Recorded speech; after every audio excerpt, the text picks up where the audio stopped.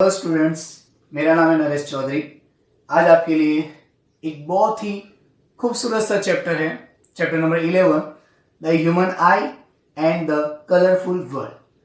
ठीक है, इसके अंदर हम लोग आईज के बारे में बात करेंगे, क्या क्या होगा, किस तरह से इसके अंदर फंक्शन होते हैं, क्या क्या पार्ट इसके अंदर होते हैं, क्या रिस्पॉन्सिबिलिटी होती है इसकी। ठीक है, तो ह्यूमन आई के ऊपर से ही हम जितनी भी चीजें अपनी सराउंडिंग में बनी हुई आर्टिफिशियल चीजें देखते हैं, वो सारी चीजें अपनी ह्यूमन बॉडी के पार्ट से रिलेटेड कैसे न कैसे उससे बनाया गया, उससे कैसे वर्क करता है उसके ऊपर से सीख के बनाया गया।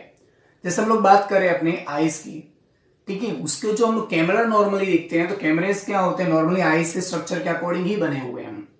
स्ट्रक्चर के अकॉर्डिंग मतलब फोकस करने का तरीका। जैसे हम लोग कहीं जाते हैं बाहर तो फोटो शूट करते हैं, है ना, ऐसे बहुत शौक है आजकल, तो फोटो शूट का जमाना ही चल रहा है ना, टाइम मिला नहीं, कैमरा उठाए और चलो फोटो शूट करने चलते हैं।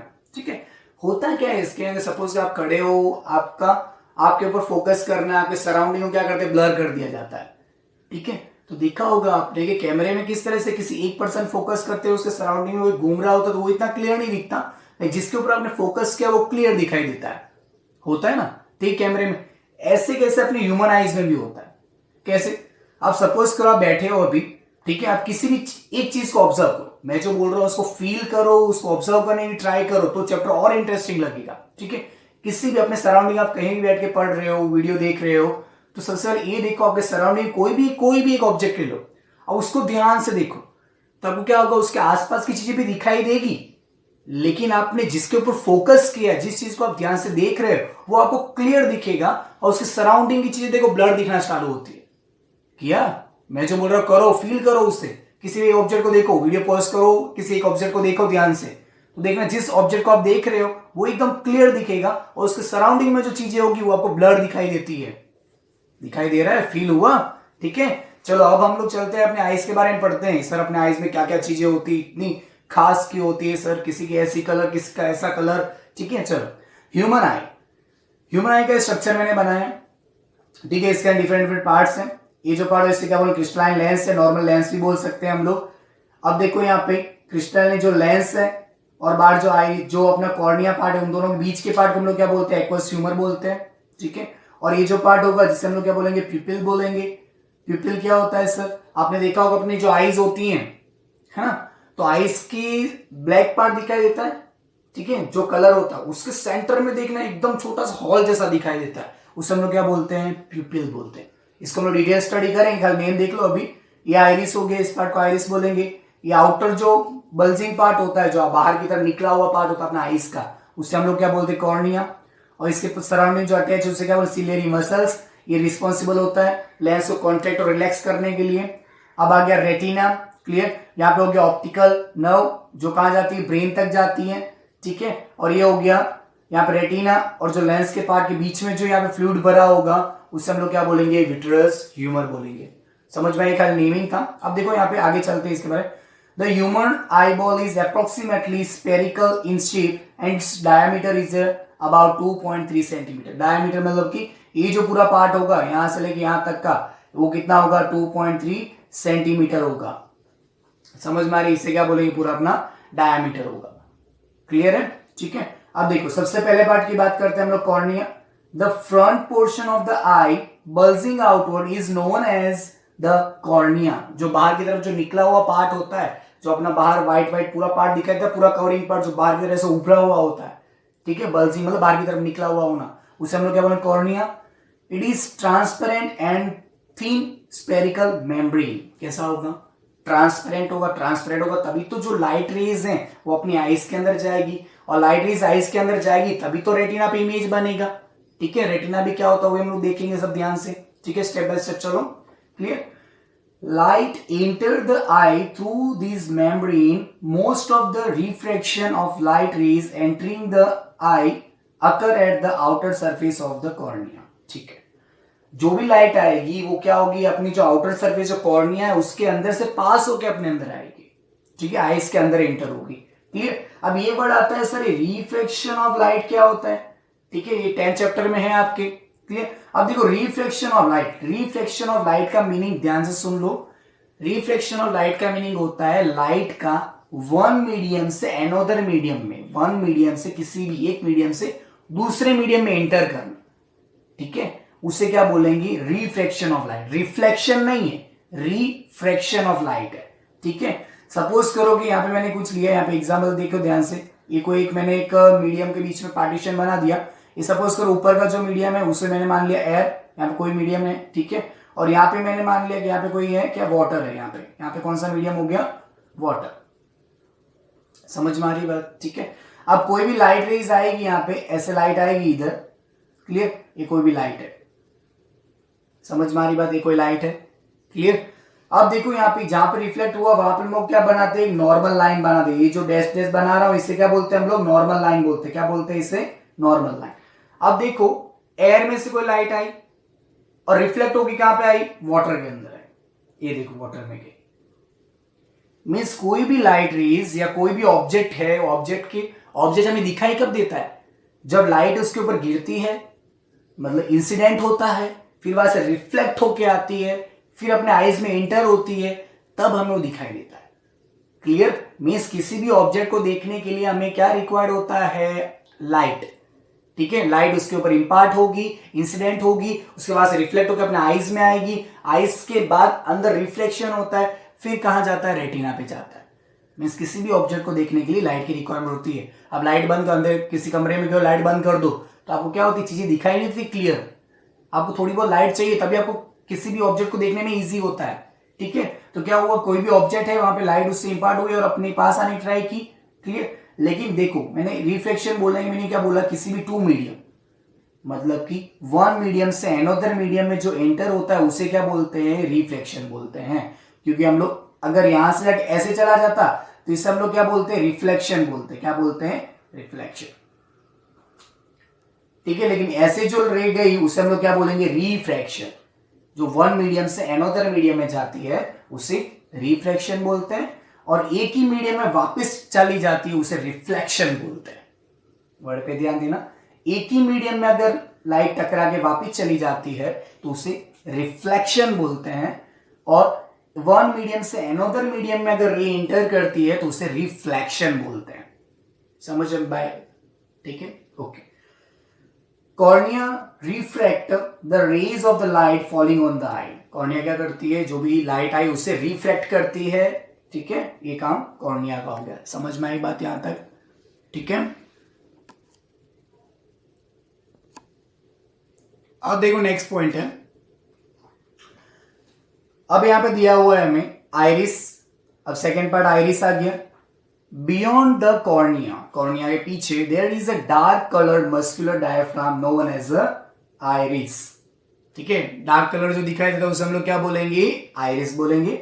It is the colour of the iris that we call as the colour of the eye, ठीक है। जो आइरिस का जो कलर होगा ना वो ही अपनी आइज का कलर होता है। किसी की आइज ब्लू होती है, किसी की आइज ब्राउन होती है, किसी की ब्लैक होती है, तो रिस्पॉन्सिबल कौन होता है, आइरिस, ठीक है। आप जो कलर अपने आइज को ध्यान से देखो, मिरर के पास जाके अपने आइज को ध्यान से देखो, देखना उसके आपकी जो आइज का कलर दिखाई दे रहा है ना, ठीक है, वो जो कलर है उसे साइड साइड में जो बना हुआ है वो क्या होगा, आइरिस होगा। और वो जो कलर के बीच में आपको जो हॉल दिखाई दे रहा है ब्लैक कलर का, वो हॉल होता है प्यूपिल।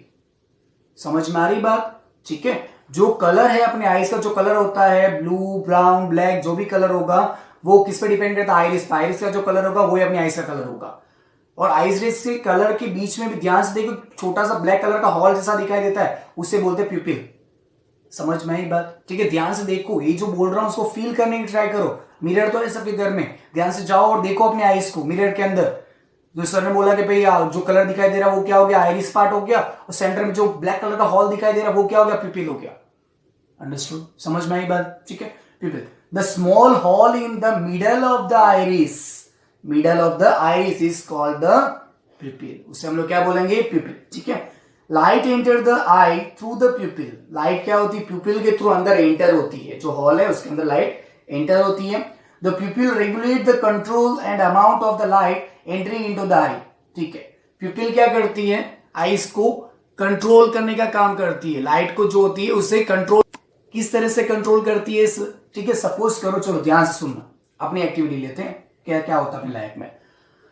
अब सपोज करो आप रूम में सो रहे हो और लाइट ऑफ है, ठीक है। और सडनली कोई रूम में एंटर होता है और लाइट ऑन करता है, आपको क्या होती है, आईज ऐसे खिंचती है ना, ऐसे आप अपनी आईज क्या होती है, ऐसे कॉन्ट्रैक्ट होती है। क्यों ऐसा होता है? क्योंकि लाइट सडनली किसी ने ऑन किया तो अपनी आईज क्या थी, अभी तक कैसे अपडेट थी, किसके अकॉर्डिंग हैबिटेट हो चुकी थी, अंधेरे के अकॉर्डिंग। तो लाइट पे इतना क्या, अपनी आईज पे इतना इफेक्ट नहीं हो रहा था। सडनली किसी ने लाइट ऑन की तो लाइट क्या हो रही, सडनली अपनी आईज में ज्यादा एंटर हो रही है। और सडनली अगर लाइट ज्यादा एंटर होगी अपनी आईज के अंदर तो अपना जो रेटिना है, जो मेन पार्ट होता है आईज का, वो डैमेज हो सकता है। इसीलिए क्या करती है पिपिल, क्या करती है, लाइट को कंट्रोल करती है, रेगुलेट करती है, भाई ज्यादा एकदम सडनली ज्यादा लाइट अंदर एंटर ना हो जाए। समझ में आई बात? आपने फील भी किया होगा बहुत बार कि आप रूम में सो रहे हो, सडनली कोई आया आपको जगाने के लिए, उसने लाइट ऑन की तो आपकी आईज एकदम ऐसे खिंचती है, ठीक है। तो वो रिस्पॉन्सिबल किसके लिए होता है, पिपिल। उस कंडीशन में क्या होती है, पिपिल की साइज छोटी हो जाती है। जब लाइट बहुत ज्यादा आती है तो पिपिल, सपोज करो भाई अपनी आईज इसके बीच में ये सब पिपिल था, ठीक है, तो क्या होगा, सडनली इसे लाइट ऑन की तो क्या हो, जो एकदम छोटा हो जाए इतना सा, वो फील हमें इतना क्लियर नहीं, एकदम ध्यान से देखो तो फील होगा, क्लियर। और सर इसी का उल्टा हो गया, तो ये जब लाइट ऑन करते हैं तो ऐसा होता है, सडन लाइट आती है तो। अब सपोज करो कि हम लोग क्या करें, एकदम ब्राइटनेस में से आ रहे हैं, मतलब कि हम लोग धूप में से आ रहे हैं और घर में सब लाइट वाइट ऑफ है, लाइट नहीं है, ठीक है, और बाहर बहुत धूप है, तो हम लोग एकदम अंदर आते हैं तो क्या होता है कि लाइट कम होने की वजह से ये जो आप पिपिल होगा वो थोड़ा सा क्या हो जाएगा, थोड़ा सा नॉर्मली लार्ज हो जाता है। लार्ज होने का रीजन क्या है कि थोड़ी बहुत भी लाइट मिले तो मुझे अंदर आने देगा आईज में, और वही लाइट क्या होगी, हमें किसी भी ऑब्जेक्ट को देखने में यूजफुल होती है। समझ में आ रही बात? ठीक है, तो उस कंडीशन पिपिल क्या होगा, एनलार्ज होगा, जब आप ब्राइटनेस में से डार्क में आते हो। ये कब होता है, जब आप ब्राइट में से डार्क में आते हो तब। और ये कब होता है, जब आप डार्क में से एकदम सडनली ब्राइट में चले जाते हो, तो ऐसी कंडीशन होती है। समझ में आई बेटा सबको? ओके।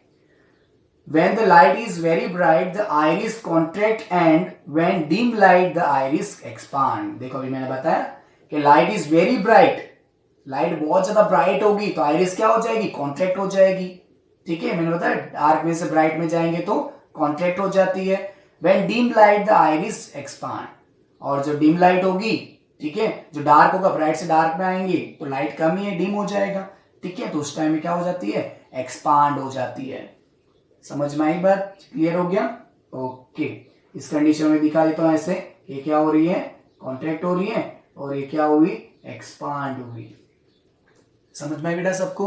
ओके, चलो अब नेक्स्ट पॉइंट है क्रिस्टलाइन लेंस। वही lens normally behind the iris there is the eye lens which is a convex lens. Okay, अब यहां पे ध्यान सुनो, 10th चैप्टर में है, मैं भाई यहां पे फिर से बता देता हूं।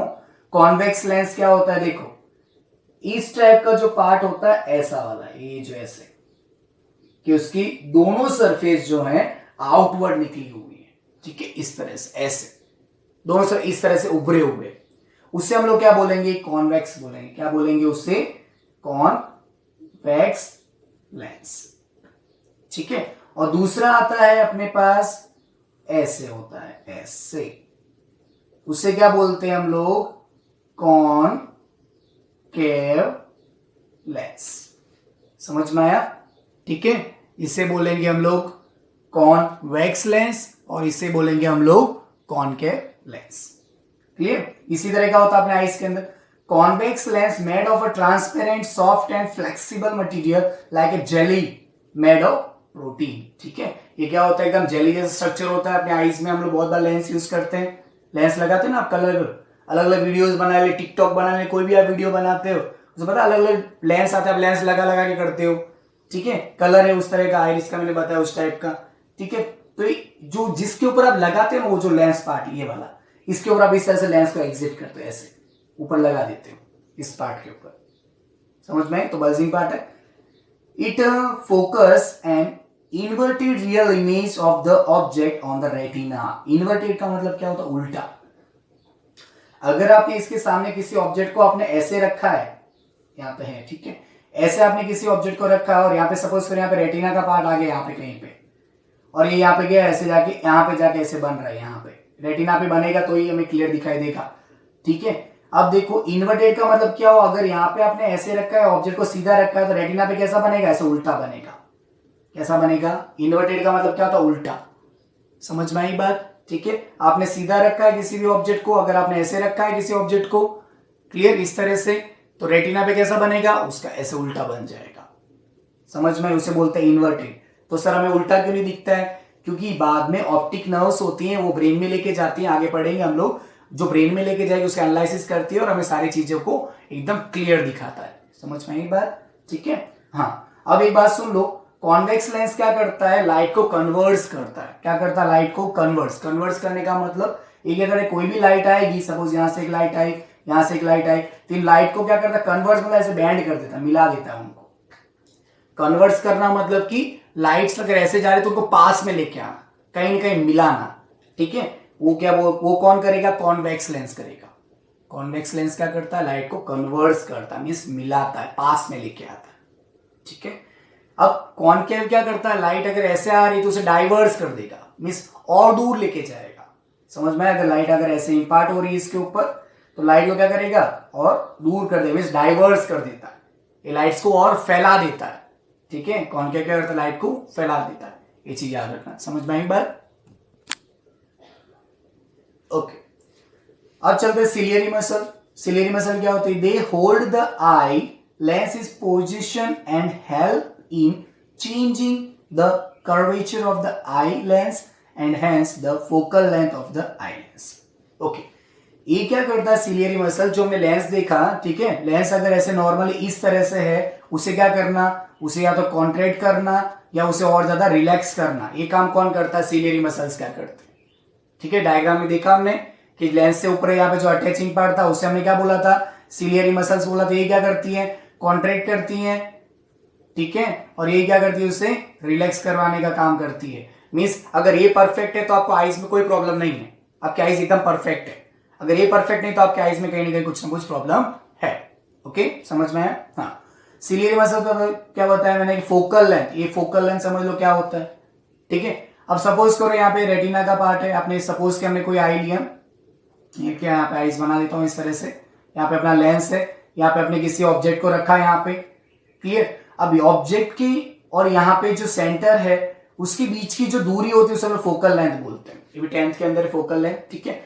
ऑब्जेक्ट, जो भी ऑब्जेक्ट आप देख रहे हो उसका डिस्टेंस आपके आईज तक, उससे कितना डिस्टेंस है, उस डिस्टेंस को हम लोग क्या बोलेंगे, फोकल लेंथ बोलेंगे। समझ में आई बात, ठीक है।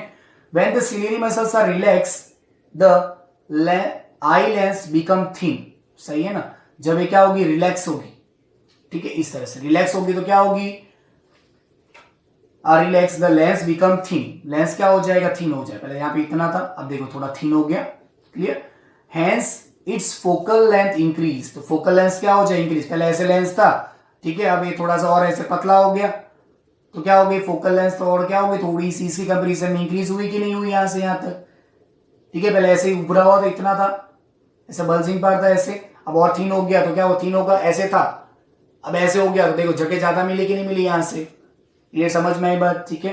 तो क्या होता है, फोकल लेंथ क्या हो गया, इंक्रीज हो गया। कब हुआ, जब लेंस थिन हो गया। And the converging power decrease, converging power decrease हो गया, क्योंकि जितना लेंस का आउटर कर्व ज्यादा होगा, कन्वर्स करने का पावर उतना ही ज्यादा होगा, और आउटर कर्व जितना कम होगा, कन्वर्स करने का पावर कम हो जाएगा। कन्वर्जन समझाया मैंने अभी, कन्वर्जन लाइट को पास लाने की टेंडेंसी, ठीक है। When the ciliary muscles are tense, ठीक है, the eye lens become thick, ठीक है, मतलब कि देखो ऐसा था और ज्यादा क्या हो गया, टेंस हो गया ऐसे, और इतना ऐसे हो गया। पहले ऐसे था, इतना और ज्यादा ऐसे टेंस हो गया, ऐसे था पहले, अब और ऐसे हो गया, मींस और ज्यादा बल्जिंग हो गया, clear. Hence its focal length decrease, तो फोकल लेंथ क्या हो जाएगी, डिक्रीज हो जाएगी। अब देखो यहाँ मैंने ऐसे बताया था, अब ऐसे हो गया ये पार्ट, ऐसे इतना ऐसे हो गया, तो देखो फोकल लेंथ क्या हो गई, डिक्रीज हुई कि नहीं हुई इसी कंपैरिजन में। समझ में आई बात, ठीक है, okay. And converging power increase, converging power मैंने बोला जितना ज्यादा कर्व होगा कन्वर्ज उतना ही करेगा। देखो कर्व इसका और ज्यादा आ गया, और ज्यादा कर्व बना कि नहीं बना यहाँ पे, तो क्या करेगा, लाइट को और ज्यादा कन्वर्स कर देगा। जितना कम कर्व बनेगा, लाइट को कम क्या करता है, कन्वर्स करता है। पॉइंट समझ में आ रहा है, ठीक है, okay. Retina most important part है आईज का, रेटिना। रेटिना में डैमेज हो गया तो आपकी आई कितनी भी खूबसूरत बाहर से दिख रही हो, लेकिन आपको कोई चीजें दिखाई नहीं देगी। समझ में आए, रेटिना पे ही सारी चीजें होती हैं। मतलब हम जो भी चीज देख रहे हैं उसकी इमेज कहां बनती है, रेटिना पे ही बनती है। परफेक्ट अगर रेटिना पे बने तो हमें क्लियर दिखाई देगा, नहीं तो नहीं दिखाई देगा।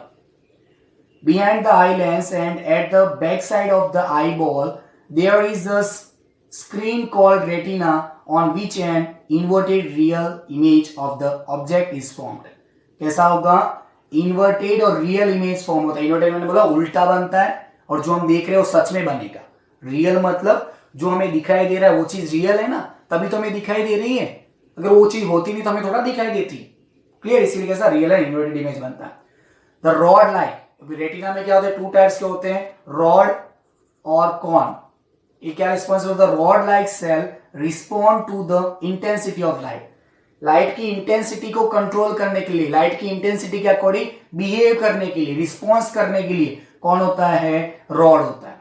कौन क्या वर्क करता है, respond to colour of light. हमें जो भी कलर दिखाई देते हैं लाइट के अंदर से, उसके लिए कौन रिस्पॉन्सिबल होता है, कौन रिस्पॉन्सिबल होता है।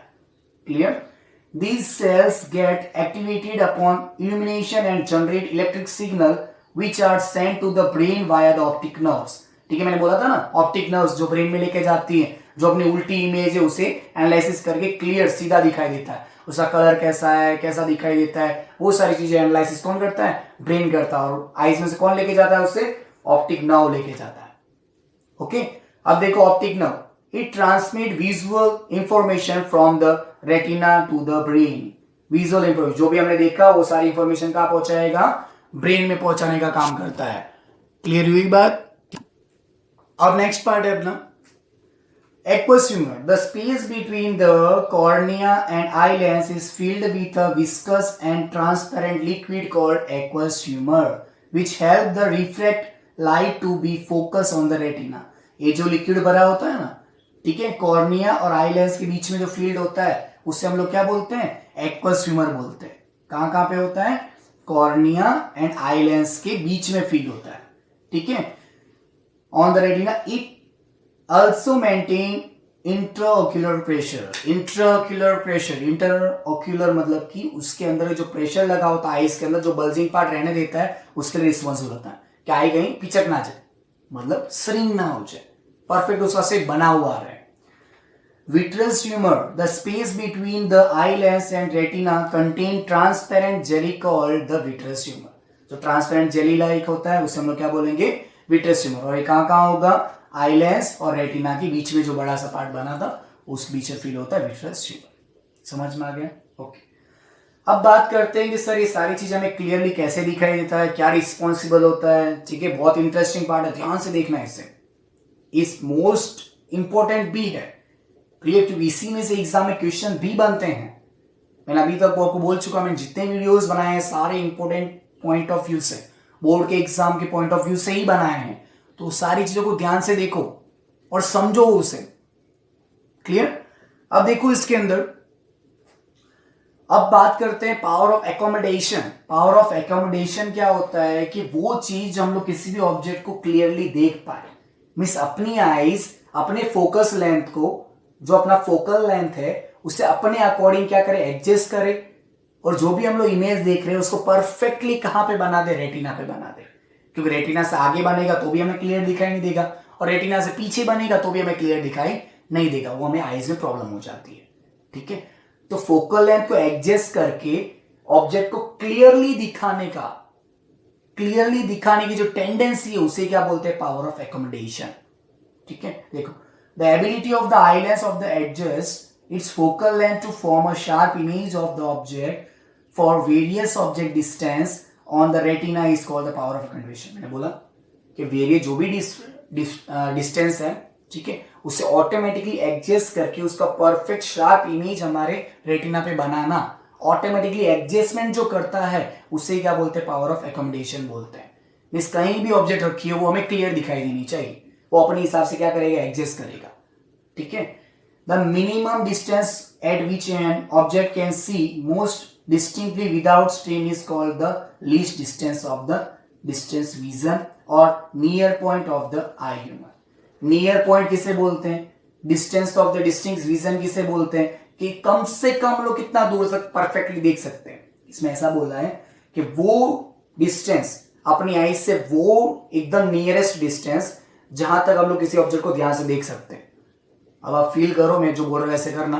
आप किसी भी चीज को लो, बुक को लो, ठीक है, एक डिस्टेंस तक लो, उसे धीरे धीरे धीरे धीरे अपने आईज के पास लेके आओ, तो देखना एक लिमिट तक तो आपको वो ऑब्जेक्ट क्लियर दिखाई दे रही होगी, और आप जैसे ही पास लेके आओगे ना तो देखना ऑब्जेक्ट थोड़ी ब्लर हो जाती है।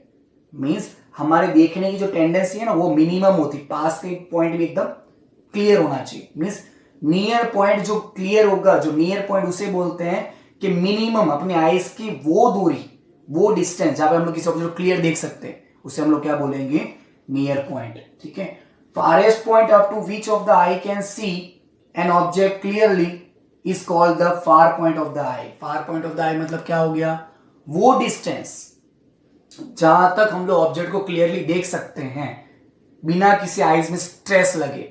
ठीक है, अभी मैंने बताया नियर पॉइंट। अब जैसे जैसे क्या करो, किसी ऑब्जेक्ट को अपने आईज के पास में लेके आओगे ना तो एक पॉइंट तो आपको क्लियर दिखाई देगा, और ज्यादा जैसे ही पास में आओगे तो अपने आईज में देखना एकदम स्ट्रेस लगता है, आंखें खींचने लग जाती हैं। मीन्स वो पॉइंट अपना लिए नियर पॉइंट नहीं होगा, वो पॉइंट जहां तक हमें क्लियर दिख रहा था वो नियर पॉइंट होगा। इस चीज को फील करना, मैंने बोला वो वीडियो पॉज करना, फील बोलना ना, सर ने ऐसा बोला था।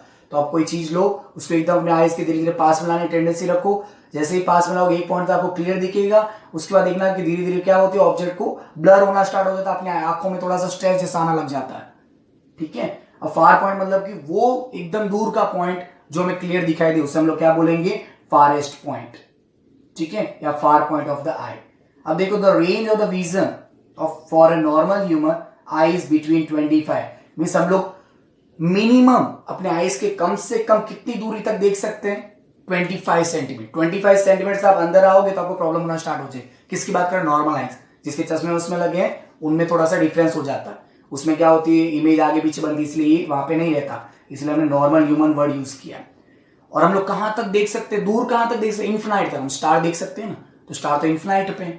ठीक है, समझ में आया। अपना नियरेस्ट पॉइंट कितना हो गया, नियर हम लोग कहां तक क्लियर देख सकते हैं, 25 सेंटीमीटर तक, और फारेस्ट हम लोग कहां तक देख सकते हैं, इन्फिनाइट तक देख सकते हैं।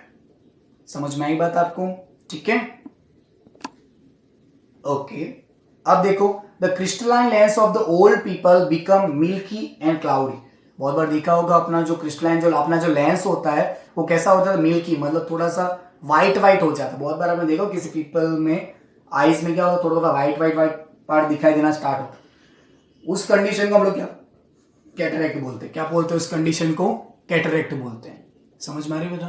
ठीक है, उस कंडीशन क्या बोलेंगे हम लोग, कैटरेक्ट बोलेंगे। ओके, अब देखो कैटरेक्ट कैसे हम लोग सर उसको ठीक कर सकते हैं, उसका इलाज क्या है सर, तो कैटरेक्ट की सर्जरी होती है, उस सर्जरी से हम लोग क्या कर सकते हो, जो व्हाइट पार्ट है उसको क्लियरिफाई कर सकते हैं और क्लियरली उसे देख सकते हैं। ठीक है, अपने आईज को ठीक कर सकते हैं। समझ में आया। ठीक है, अब देखो कि सर क्या प्रॉब्लम होती है, हम लोग क्यों चश्मे पहनते हैं सर, क्यों हमें दिखाई नहीं देता, हम लोग चश्मा, जब मैं भी चश्मा पहनता हूँ ऐसे, ठीक है, चश्मा मैंने निकाल दिया तो दूर का जो ऑब्जेक्ट होगा हमें ज्यादा क्लियरली दिखाई नहीं देगा, है ना। कहते किसी मिनिमम पॉइंट पे भी नंबर हो ना, जैसे मेरे बहुत कम नंबर है पॉइंट में है, किसी के बहुत ज्यादा नंबर है, तो देखना कि भाई मैंने निकाला तो मुझे थोड़ा बहुत तो दिखाई देगा, किसी और ने निकाला है ना, उसको बहुत ज्यादा नंबर, तो उसको देखना एकदम ही दिखना ही बंद हो जाता है, कहीं भी टकरा जाएगा वो। क्यों ऐसा हुआ, क्योंकि अपनी जो मसल्स हैं, कौन से सीलियरी मसल्स, वो प्रॉपरली वर्क नहीं कर पा रही, लेंस को डेंस नहीं कर पा रही है, उसको थिन नहीं कर पा रही है। वो अगर प्रॉपरली अपने अंदर नहीं होता तब हमें इस तरह की प्रॉब्लम्स फेस करनी पड़ती है। Defects of vision and their correction. ठीक है, vision and their correction. There are mainly 3 common reflective defect of the vision. Reflective तो बता दिया मैंने। ठीक है, 3 है मायोपिया। मायोपिया को क्या बोलेंगे, नियर साइटनेस। जो सेकंड है हाइपरमेट्रोपिया, उसे क्या बोलेंगे, फार साइटनेस। और थर्ड पॉइंट है प्रेस बायोपिया। ठीक है, आप चलो समझते हैं मायोपिया क्यों होता है। Cause of the myopia, the focal length of the eye lens is decreases. Focal length क्या हो गई, डिक्रीज हो। फोकल लेंथ डिक्रीज हो गई मतलब क्या हो गया, लेंस क्या हो गया, टेंस हो गया। बताया था हमने, बात की थी कि लेंस जब टेंस हो जाता है तो फोकल लेंथ क्या होता है, डिक्रीज हो जाता है, due to excessive curvature of the eye lens. ठीक है, second point, the length of the eye ball is elongated. Eye ball थी, ठीक है, अगर आई बॉल ऐसी इतनी सी है तो क्या हो गई, इलोंगेट हो गई, मतलब ऐसे हो गई, इलोंगेट हो गई। Clear, elongated so the distance between the retina and the eye lens is increase. देखो यहाँ पे लेंस, यहाँ पे लेंस, आई लेंस, यहाँ पे डिस्टेंस कम था और यहाँ पे डिस्टेंस देखो बढ़ गया कि नहीं बढ़ गया, समझ में आ रही बात, ठीक है। इस तरह से this mean that the person can not see the distance, मतलब far object clearly but near object can see clearly. अब इस लाइन को थोड़ा सा ध्यान से समझना, मायोपिया नियर साइटनेस है। नियर साइटनेस का मतलब तो ऐसा होना चाहिए कि पास की वस्तु नहीं दिख रही है, नियर साइटनेस तो नियर की ऑब्जेक्ट क्लियर नहीं है। लेकिन ध्यान रखना ये थोड़ा सा अपोजिट है उसका। क्या बोला इसने, can't see distance object means दूर की चीजें, नियर साइटनेस लिखा है कि भाई पास की प्रॉब्लम है, लेकिन उससे दूर का ऑब्जेक्ट क्लियर नहीं दिखेगा, पास का ऑब्जेक्ट क्लियर दिखेगा। ध्यान रखा, क्या बोला समझ में आई, ठीक है। नियर है तो एक ट्रिक याद रखना, नियर है तो near is clear, near is clear but far unclear, far clearly नहीं दिखता।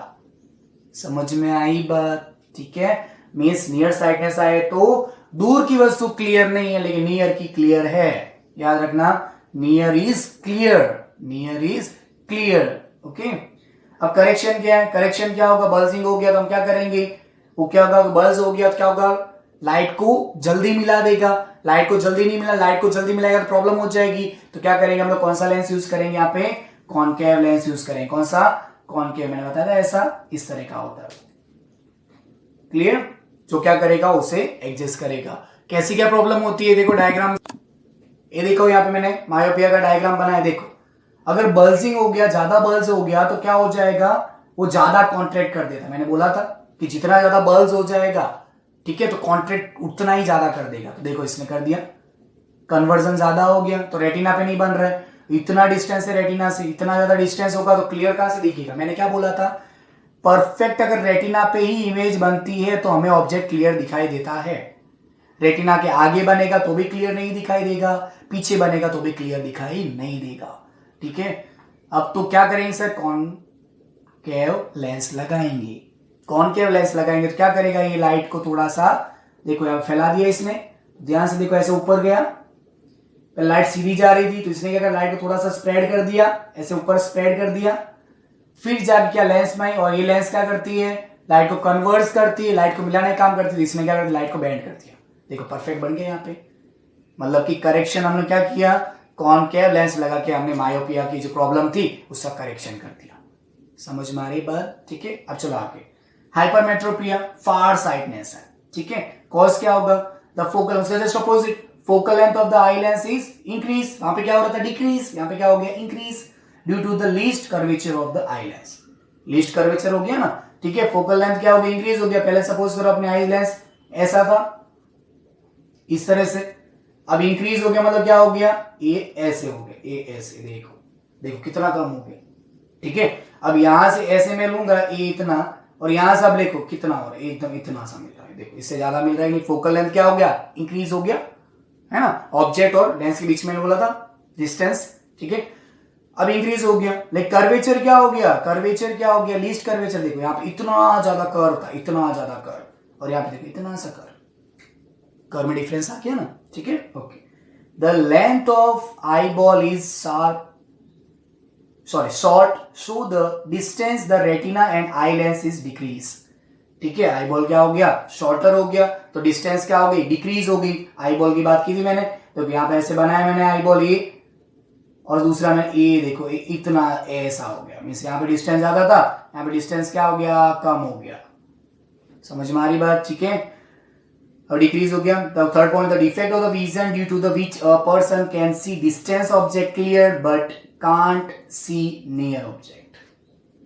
अब बीच में देखो उल्टा आया कि नहीं आया, फार साइटनेस पर दूर का नहीं दिखना चाहिए, फार का नहीं दिखना चाहिए, लेकिन फार इज क्लियर। उसमें क्या था, मैंने क्या बोला, नियर इज क्लियर, तो उसका ऑपोजिट पता चल गया भाई कि दूर का नहीं दिख रहा है। वहां पे फार है तो फार इज क्लियर, इस कौन सा नहीं दिख रहा होगा, पास का नहीं दिख रहा होगा, क्लियरली बोला हुआ। ये चीज ध्यान रखना कि इसमें बहुत बार गड़बड़ होती है, इसलिए इस पॉइंट फोकस कर रहा हूं, बहुत बार मिस्टेक होती है, इसलिए इसमें ध्यान रखना, ठीक है। करेक्शन क्या होगा इसका, the spectacle wear convex lens, कौन सा लेंस होना चाहिए यहाँ पे, कॉन्वेक्स। वहां पे क्या यूज किया था हमने, कॉनकेव यूज किया था, क्लियर हो रही बात यहाँ पे? ठीक है, अब देखो इसके अंदर, इसमें क्या हो, देखो मैंने क्या बोला था कि ज्यादा हो जाएगा तो ज्यादा कॉन्वोकेट लाइट को ज्यादा फैला देगा। देखो इसने क्या बना दिया, रेटिना के पीछे बना दिया, तो भी प्रॉब्लम होगी, दिखाई नहीं देगा मुझे। ठीक है, तो हमने क्या किया यहाँ पे करेक्शन के लिए, क्या लगा दिया, कॉन्वेक्स लेंस। इसने क्या कर, देखो यहाँ पे लाइट को कॉन्ट्रैक्ट कर दिया, यहाँ पे लाइट ऐसे जा रही थी, सीधी ऐसे जाने वाली थी, तो उसने क्या कर दिया, उस लाइट को बैंड कर दिया। ये ऐसे जाने वाली थी, उसने क्या कर दिया, इसको बैंड करके ऐसे टर्न कर दिया। ऐसे जाने वाली थी ना ऐसे, तो उसने बैंड कर दिया ऐसे, ठीक, कन्वर्स कर दिया, इसलिए देखो परफेक्ट रेटिना पे मिल रहा है। अब समझ में आई बात?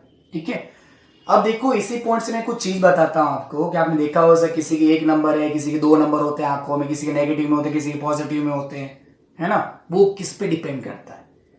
अभी हमने देखा कि आईज में जो प्रॉब्लम थी, यहाँ पे देखो ये वाला डिस्टेंस, यहाँ से मैं समझाता हूँ, देखो यहाँ पे इतना डिस्टेंस है इसका, क्लियर, तो इसके नंबर कुछ और होगा, सपोज इसके भाई कुछ भी नंबर है, हम लोग मान ले 2 3 जो भी है।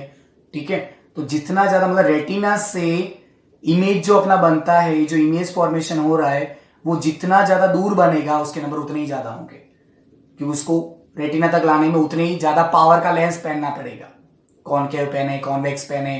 ठीक है, समझ में आ रही बात? ठीक है, अगर यहाँ पे इतना है, इतना अगर और मैं बढ़ा देता हूँ तो इसके नंबर क्या हो जाए, और ज्यादा हो जाएंगे, क्योंकि इसका और इसका डिस्टेंस क्या हो गया, और बढ़ गया, रेटिना और इसके बीच का डिस्टेंस। इसीलिए जो इमेज फॉर्म होती है ना, उसके बीच का डिस्टेंस और रेटिना के बीच का डिस्टेंस जितना ज्यादा होगा, अपनी आइज का नंबर उतना ही क्या होगा, ज्यादा होगा। समझ में आई बात? इसीलिए सभी के अलग अलग नंबर के चश्मे बनते हैं, किसी को कम नंबर का होता है, किसी को ज्यादा नंबर का होता है। समझ में आई बेटा? ठीक है, अब लास्ट पॉइंट देखो, presbyopia. Presbyopia is that defect of human eye due to the which an old person, ये ध्यान रखना, ओल्ड पर्सन में ज्यादा प्रॉब्लम होती है, can not read any right comfortable, किसी चीज को परफेक्टली पढ़ नहीं पाते, देख नहीं पाते, दूर की चीजें, पास की चीजें, किसी को क्लियरली देख नहीं पाते। समटाइम अ पर्सन में suffer from the both, myopia भी होगा इसके अंदर, हाइपरमेट्रोपिया, ध्यान रखना। प्रेसबायोपिया में दोनों टाइप की प्रॉब्लम होती है, पास की चीज भी उसे क्लियर दिखाई नहीं देगी और दूर की चीज भी उसे क्लियर दिखाई नहीं देगा। समझ में आई आपको? ठीक है, cause of presbyopia, क्या cause है sir? This defect arise due to the gradual weakening of the ciliary muscles and diminished flexibility of the eye lens। ठीक है, आई लेंस की फ्लेक्सिबिलिटी भी क्या हो जाती है, कम हो जाती है, और मेन रिस्पॉन्सिबल कौन, सिलियरी मसल्स, वो प्रॉपरली वर्क नहीं कर पाता, सिलियरी मसल थोड़ी सी कमजोर हो जाती है, वीक हो जाती है। ठीक है, करेक्शन क्या है, a person suffer from both myopia and hypermetropia has to use spectacle of the bifocal, ये याद रखना, इसमें कैसा लेंस यूज करते हैं हम लोग, बाइफोकल लेंस। ऐसा बाइफोकल कैसा, आपने देखा होगा ओल्ड पर्सन के चश्मे के अंदर, ठीक है, उसमें एक ऐसा होगा और एक ऐसा होता है, 2 पार्ट्स होते हैं।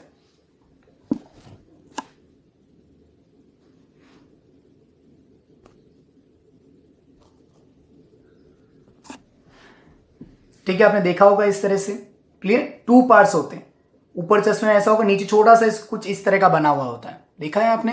ठीक है, तो इस तरह की जो प्रॉब्लम होती है, क्योंकि इसे क्या बोलेंगे, बाइफोकल, मींस इसका फोकल लेंस अलग होगा, इसका फोकल लेंस अलग होगा। ठीक है, ऐसा चश्मा देखा ही होगा आपने। ओके, अब देखो इसमें क्या बोला, normally the upper portion consist of a concave lens, जो अपर पोस्ट होगा, ठीक है, उसमें क्या होगा, कॉनकेव लेंस होगा। कौन सा लेंस होगा, कॉनकेव, कौन सा, कॉनकेव। ठीक है, and lens which facilitate distance vision, while the tower part in a convex lens, ठीक है, सॉरी, जो लोअर पार्ट होगा, क्या सा पार्ट है, ये लोअर पार्ट है। ठीक है, जो अपना लोअर पार्ट होगा वो कौन सा होगा, कॉन्वेक्स, और जो अपर पार्ट होगा वो क्या होगा, कॉनकेव। मींस अपर पार्ट अपना हो गया कॉनकेव और लोअर पार्ट हो गया कॉन्वेक्स। कॉनकेव क्या रिस्पॉन्सिबल होता है, डिस्टेंस ऑब्जेक्ट देखने के लिए, कॉन्वेक्स क्या होगा, नियर ऑब्जेक्ट देखने के लिए रिस्पॉन्सिबल होता है। ठीक है, तो ये वाला नियर ऑब्जेक्ट के लिए और ये वाला फार ऑब्जेक्ट के लिए, ये हो गया कॉनकेव और ये हो गया कॉन्वेक्स। समझ में आ गई बात? ये सारे इंपॉर्टेंट पॉइंट्स हमने कवर कर लिए हैं, ध्यान से पढ़ो, सारे पॉइंट को एनालिसिस करो, फील करने की ट्राई करो, तभी आपको और ज्यादा इंटरेस्ट आएगा। क्लियर, पॉइंट को समझ के ध्यान से डायग्राम के साथ प्रैक्टिस करो। ये सारे पॉइंट्स बोर्ड के एग्जाम में पूछे जाते हैं बहुत बार, इसलिए all the very best and take care.